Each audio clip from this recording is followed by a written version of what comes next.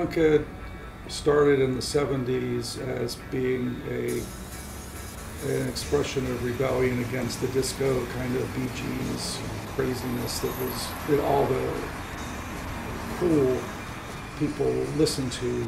It was just like a big FU to all of that.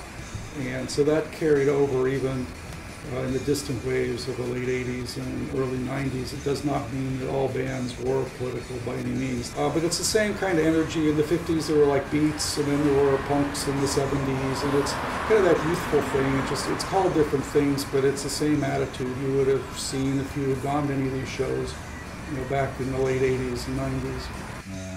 Yeah, history of Willimantic, lots of drugs and drinking, debauchery. Yeah, things were a little bit looser back then. Willimantic informed me to just realize that there was something kooky and special about the town, and that after the first two EPs, I just started writing songs about life in Willimantic just because it was interesting. An interesting place full of townies, and it's just a bizarre town that is full of friendly people and nasty people.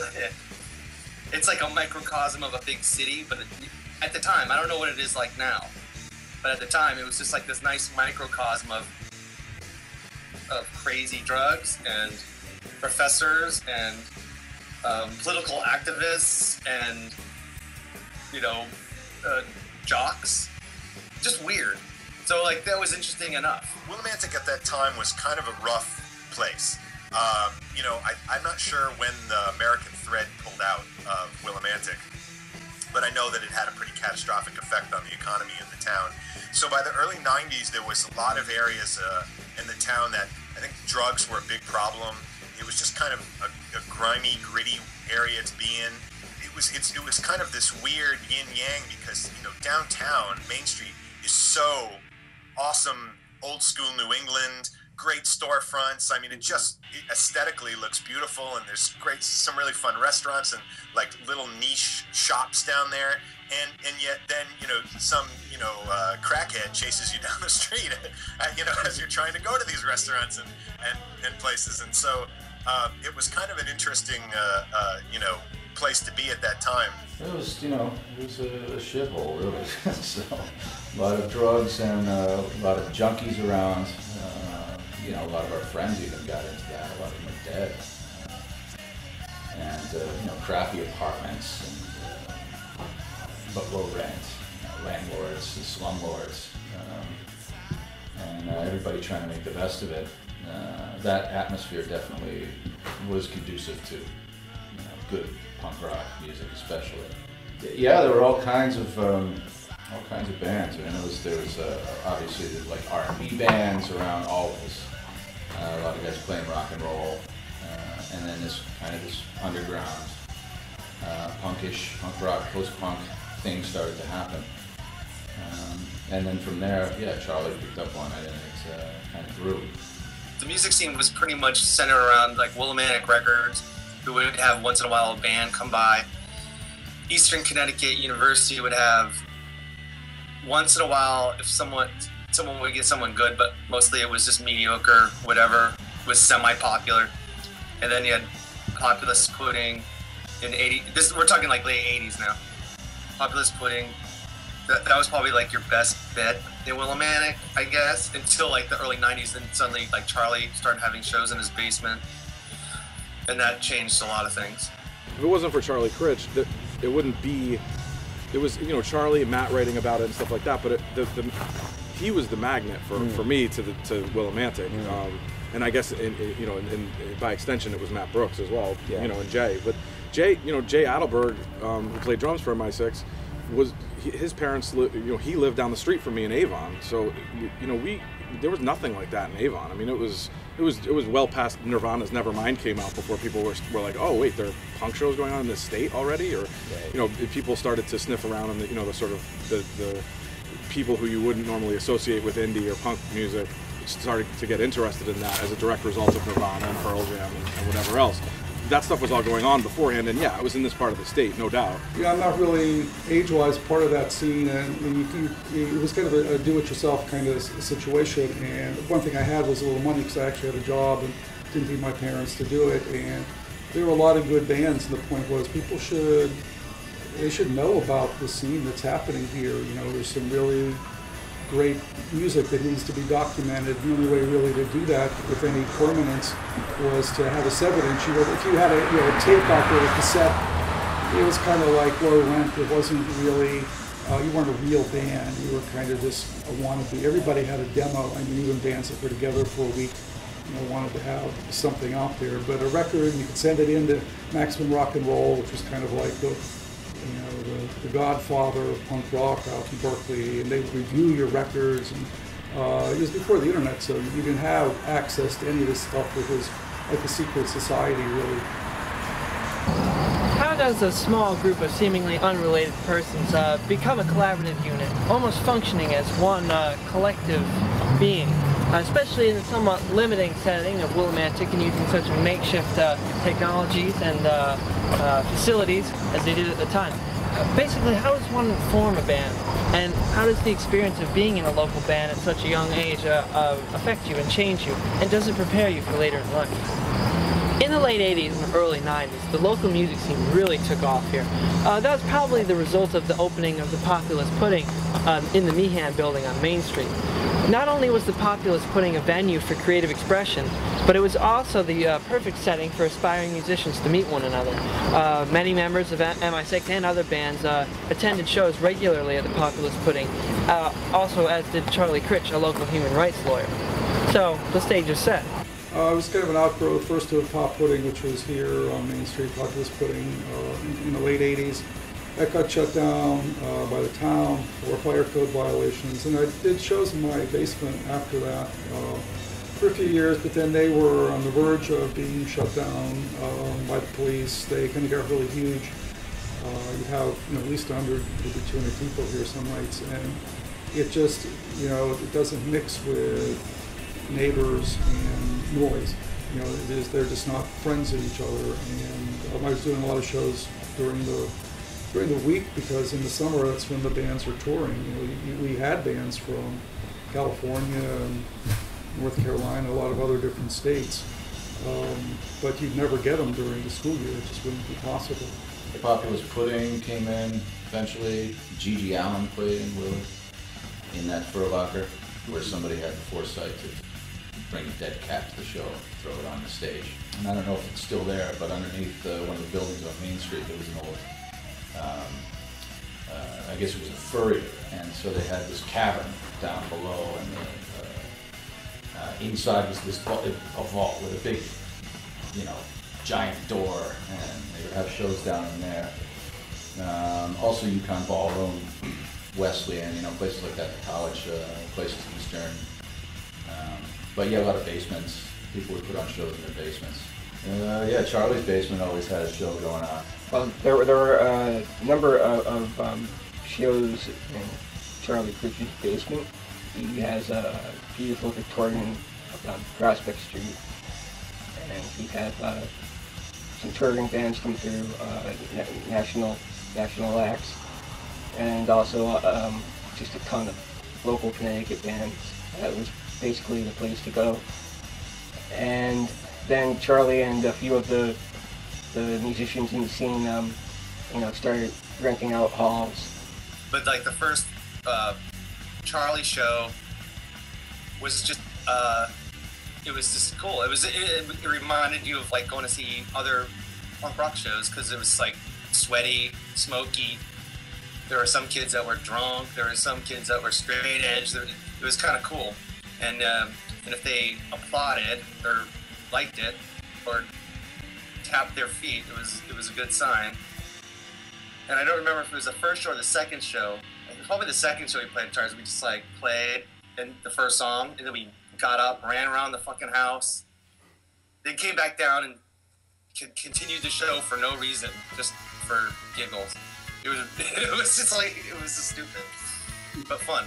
Sweaty and dark, and you're in this kind of cave, and everybody's crowded in up against the band, and there's no stage.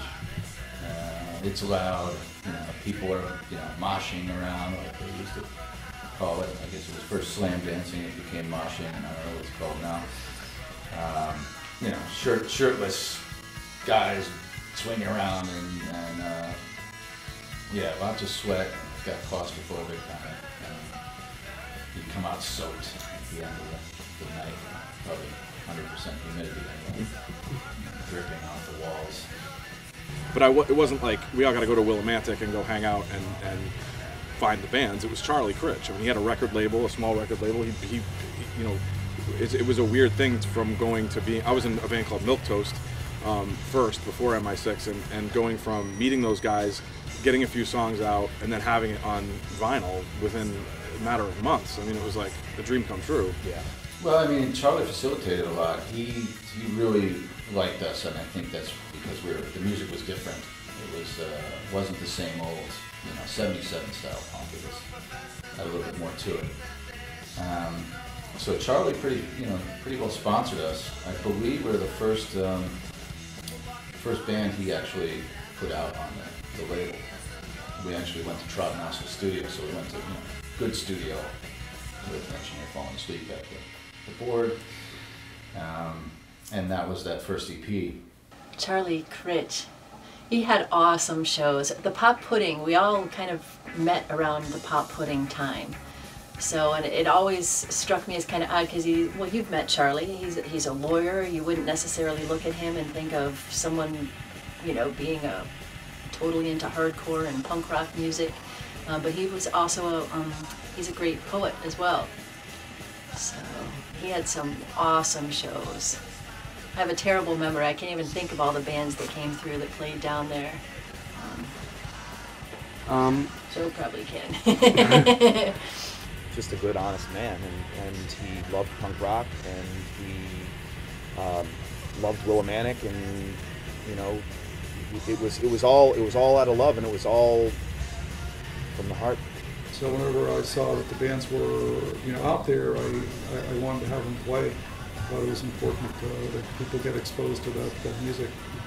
We realized we really were going to need our own club, like a place to have shows, where that we could have reliable place to have shows, where the town knew what we were doing, and where we weren't going to have to worry about neighbors complaining and things like that. So the first place we found was in a little strip mall across the street from the mall. That little, I think it's a karate place now. It's that strip mall where the Salvation Army is. There's a karate place on the end. And that was our first club that we had. It was called the WAC, the Willimantic Artists Collective. Transitioned over from what was called the WAC, they called it the Willimantic Artists Collective, which that was even less developed. It was just a concrete floor, and like, yeah, and there was nothing in it except for there was like some fluorescent lights. Yeah, that was it. It was just like an empty storefront. It's a karate studio now, I believe, or was. But those shows were amazing too. I mean, yeah, they were really unbelievable. I remember, yeah, we MI6 had opened for, I believe he had opened for Born Against, you know, their amazing shows. Until I guess Highway 158, but then we went into snobby Mansfield across the border and opened up the Willimantic Arts Collective, which lasted all of a month before the town shut it down. Zoning code violations. You know, there's always plenty of laws on the books if you want to do it. So we were there about a month, and it was a good month because we had some really great bands come in. Born Against played like the most amazing show I've ever seen in my life. They were just a great band, and it's a shame people will never see, you know, bands like that. And they opened Studio 158 out on Route 6, where there were just, you know, hundreds of shows in the mid-90s. Kingfield played there. There was a long list of bands that were huge in maximum rock and roll at the time that played there. Basically all the touring bands came through and played there. Mm-hmm. This guy had a place out in North Windham that he had this kind of teen scene thing called Wacky Willie's, which is more of a juice bar, rip-off kind of place where you could charge like a cover and have teens come in. It got to be that it attracted a kind of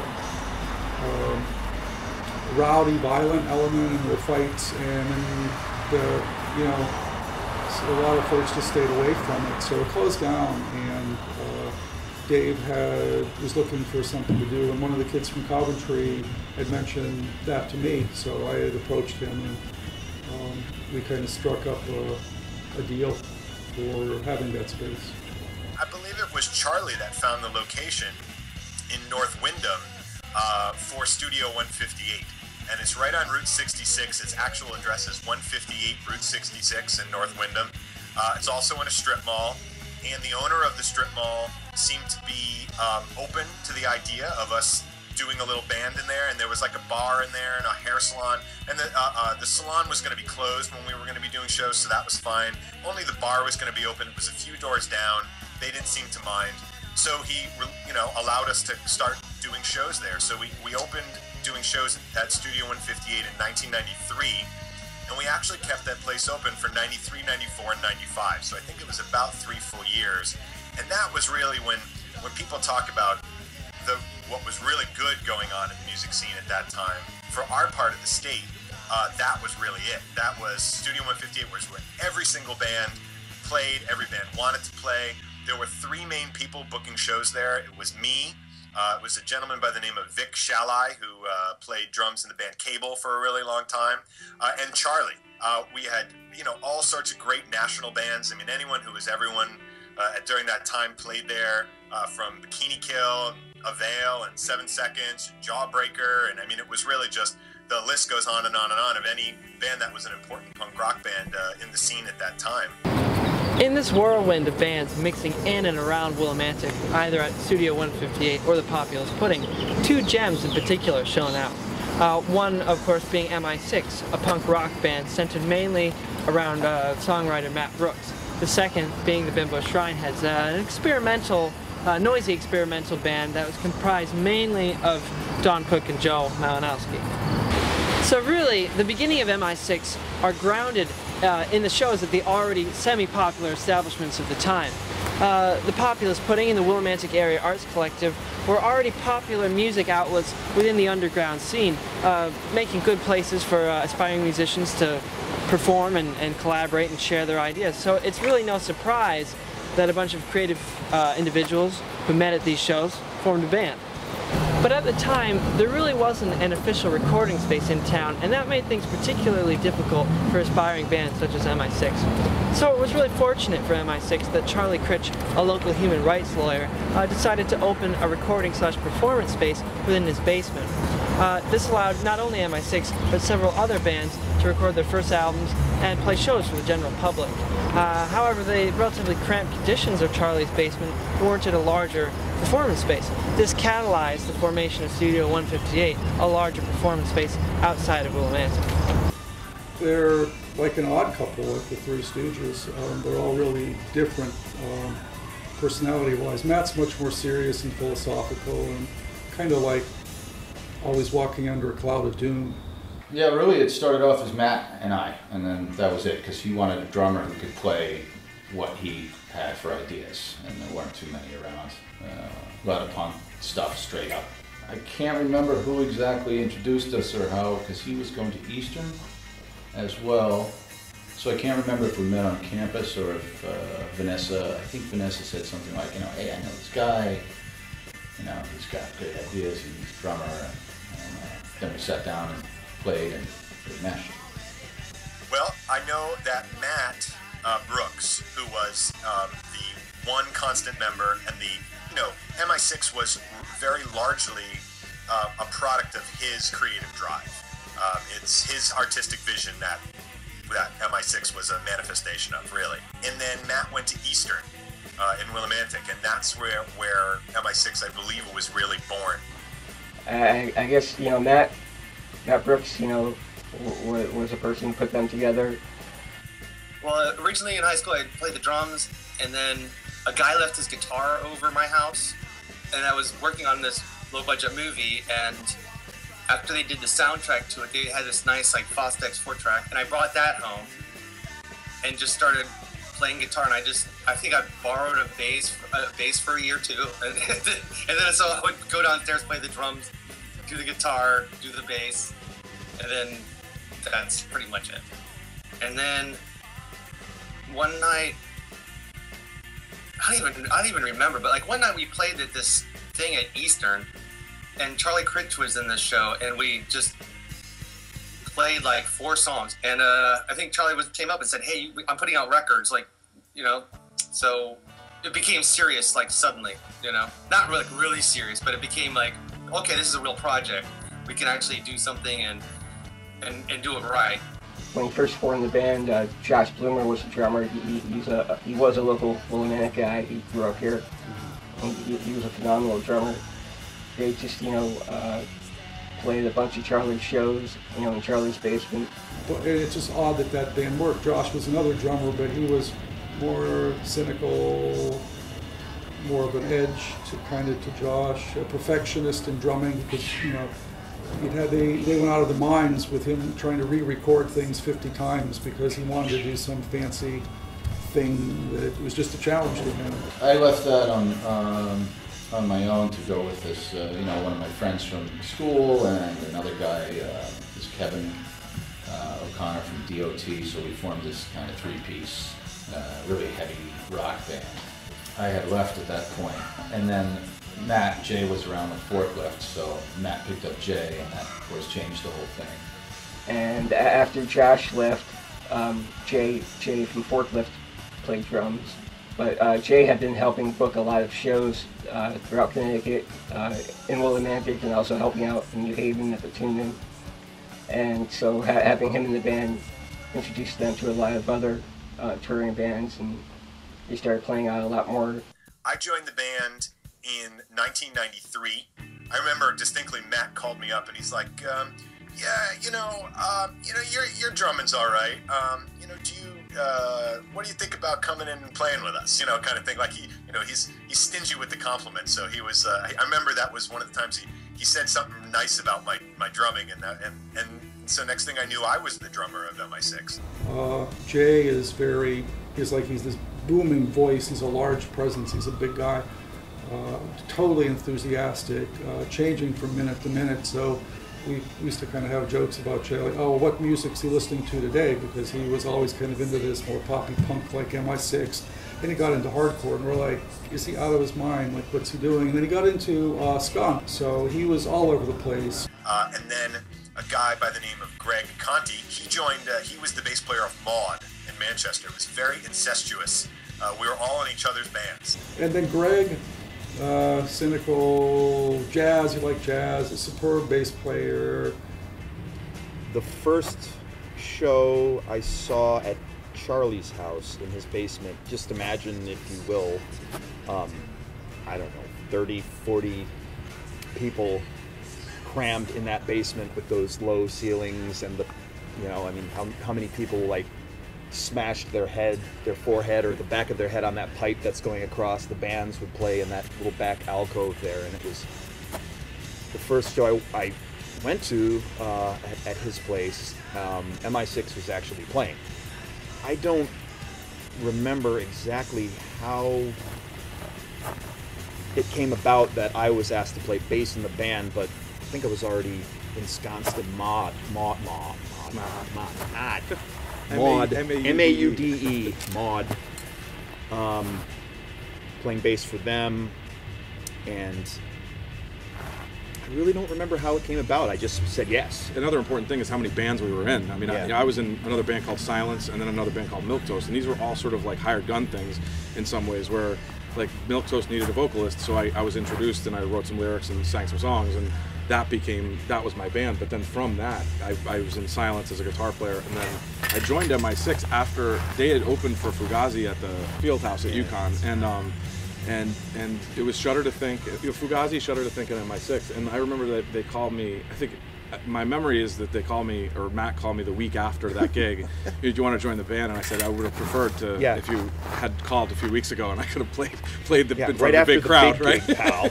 So they were a trio still during that. And then again, I don't know whether it was that gig that they realized, boy, we really should have a second guitar player. Matt is a tremendous artist, and also a little bit tortured. Matt was living a pretty miserable existence in Willimantic. He was living in a really crappy apartment on Spring Street. he was just working some shit jobs. At one point, he was working at the CVS or Walgreens, broke all the time, no girlfriend, just really miserable and hating his life. And because that took over his kind of his being, he stopped writing political songs and started to write personal songs. The interesting thing is that he was always like impoverished. There's a song on the Thread City LP called Another Change of Address, and personally, like, I mean, I would come down here, I would visit him, and he would always be like, well, I'm moving next week. He never had like a steady sort of, it's not like he was like a homeless man, but he always seemed to be in transit somehow, moving around. He seemed to be really nomadic and but within the town. Matt was writing these very political songs, and I was just kind of like along for the ride for that, just, you know, playing bass. And suddenly it became, I just like stopped trying to please everybody, I guess, and just do whatever the hell I wanted to do. And it turns out that was just writing songs about Willimantic.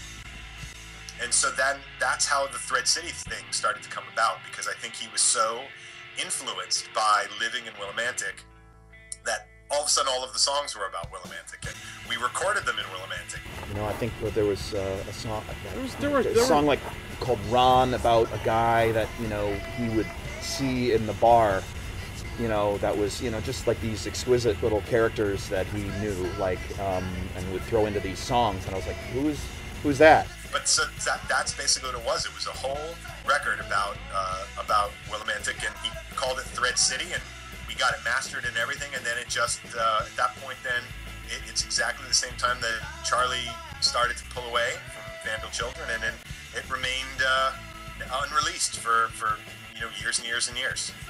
Yeah, I mean, basically what happened is, like, after we recorded Thread City, I went to work in Massachusetts, in Western Massachusetts, and I saved enough money to buy, like, an 8-track recorder and a mixer to redo lots of the vocals on Thread City. And then I was at work one day, and someone just said, the fire department's at your house, and it's just smoldering in the basement, like everything.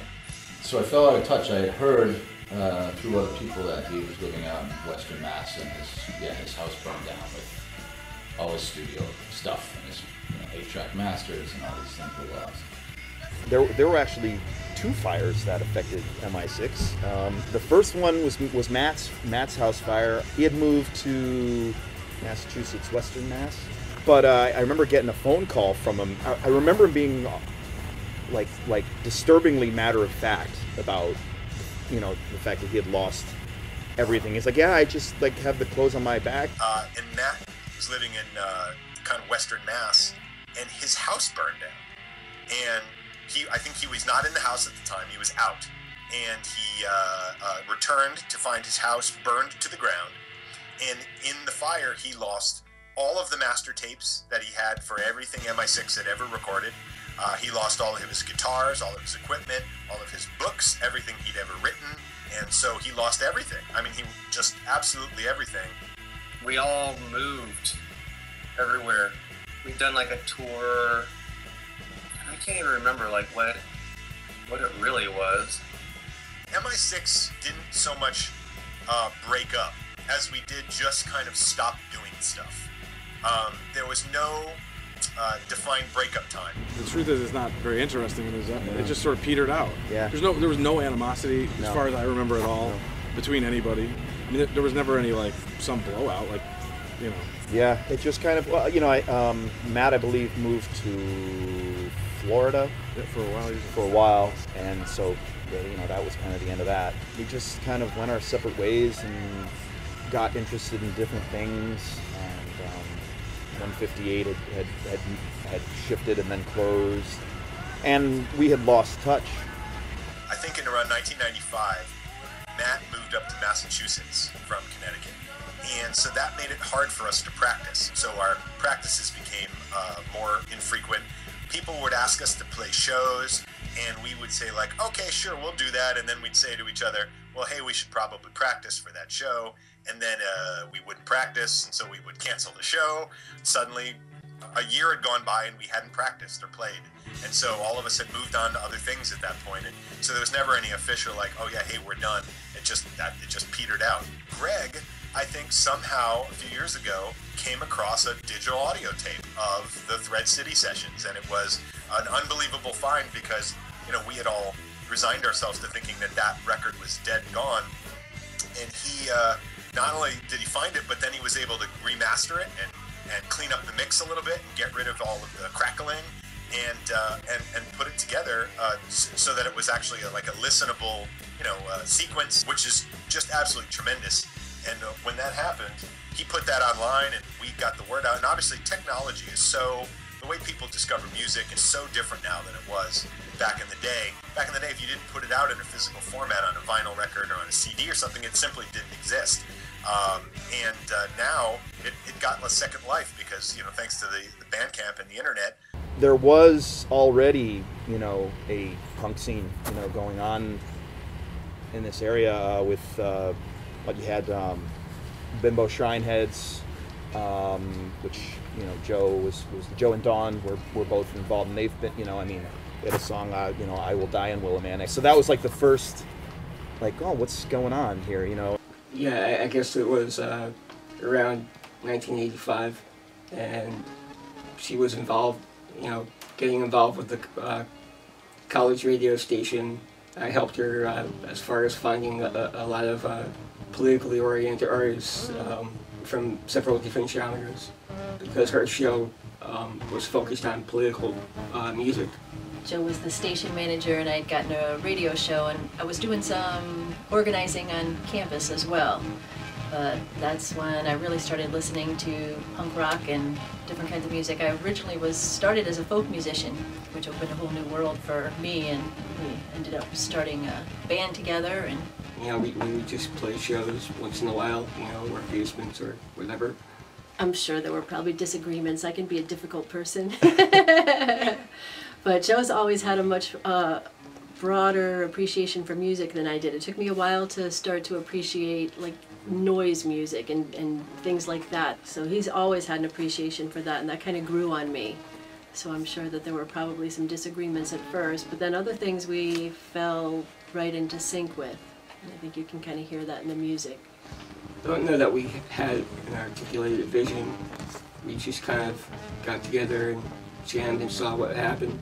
I think I was probably influenced more by a lot of the bands that we had coming through the Pop Pudding at the time, which there were a lot of different folks that we saw.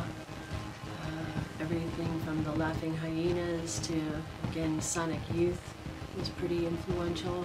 And again, lots of the touring bands that came through, just seeing different bands and guitar styles. It was fun in that, you know, I'm not technically proficient drummer, and with Dawn, you know, she allowed me to just relax and do whatever I felt like doing.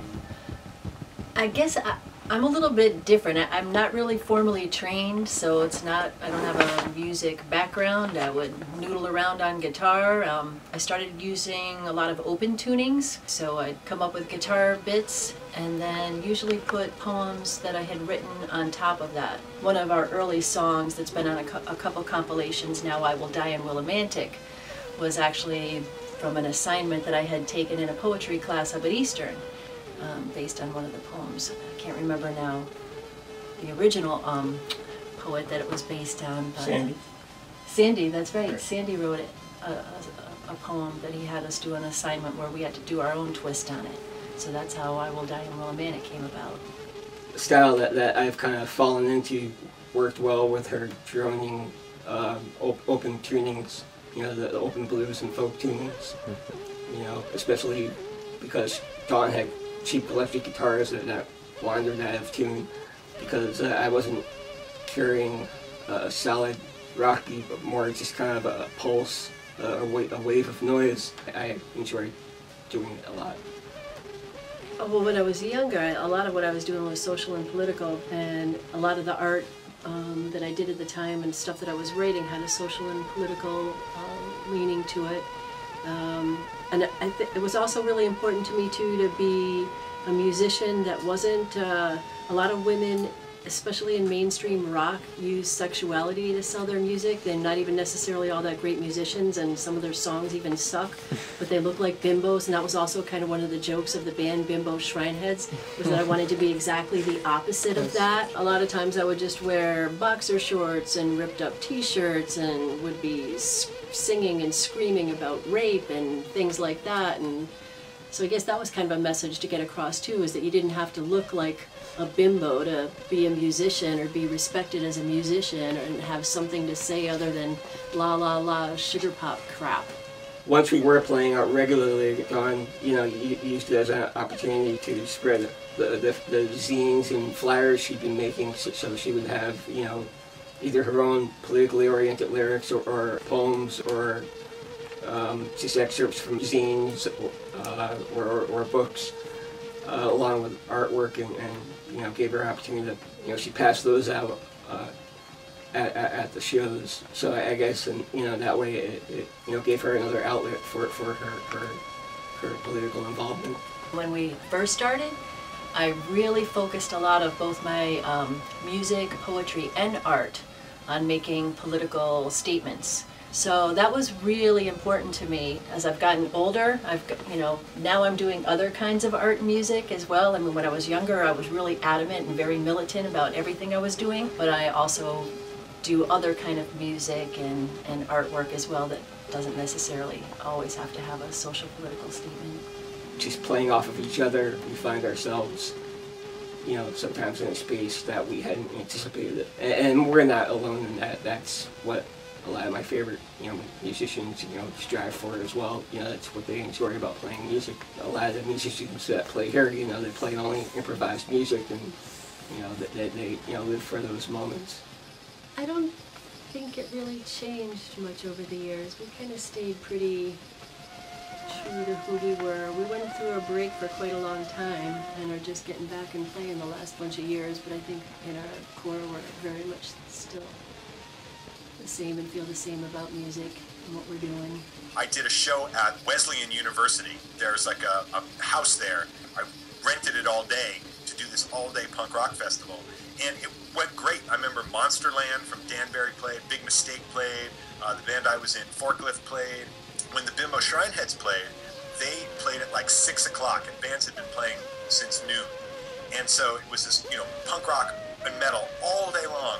And they got on stage, and everyone in the place sat down and watched them play. And they played this most just intense set, and everyone was so captivated by it. Sometimes when they were playing, were more like, I remember they opened for Bikini Kill, and even then, a lot of the crowd didn't get it. They were like, go outside and smoke cigarettes or talk to each other, and it was kind of like, but that one show I just remember because everyone was so captivated by their performance. Yeah, his band was something else, man. There was, I still have never known enough. I mean, it's, maybe some of the earliest Riot Girl type stuff where it was just so raw and emotional and creative because people were harnessing an artistic vision without having a mastery of any instruments whatsoever. But you know what I mean? That's fucking punk rock. That's what that is. And so that's what made them so awesome. I mean, just that and the suitcase bass drum. Populous Pudding in Studio 158 closed down, and Vandal Children Records vanished. And one by one, everyone moved out of the town. The music here in Willimantic had ended, and the town was quiet. But all across the country, those few who had formed their bands out of basements, doing the best they could, picked their instruments back up. And the creative energy that held them in place, even under the weight of obscurity, did not die out. I walk down Main Street and I'm haunted by all the memories of places where music used to be and kind of where it still is. And this whole kind of scene that MI6 and all these bands were in is transient. I mean, if it lasts a year, be so thankful because it's always right on the edge of catastrophe. It's a collision between differing values, really. Kids who want to be free and do something important with their lives that they view as important, not that, valuing it in terms of class or academics or very standard measures. They just want to be able to express what they're feeling, and that just never goes smoothly with the police, town officials, neighbors. It just is inevitable. There will be a clash, and the kids will lose. Actually, Willimantic is a poor, cheap place to live when you're a college student. You can find cheap housing, and I think that brings a lot of folks here. But there was a lot happening here too, and there is now. There's always been a little progressive pocket here in Willimantic, so I think that still draws people back here, and still come here on a regular basis. And Joe's got the record store here now. We've always had like the Willie Food Co-op kind of folks here. But that's, what was fun about Willimantic was that despite the grittiness, there was a little center of artists and artisans and fun, kind of off the beaten path type people who lived there because the rent was cheap and it was an aesthetically pleasing, nice place to look at. This whole scene was about, it's called DIY, do it yourself, and this is just some proof that it could happen in a little shitty, poor, deprived, starved community, and that if you have enough people who care, you can create it as it was happening in hundreds of places across the country, in little backwoods places in Arkansas, in South Dakota, in the desert of Wyoming.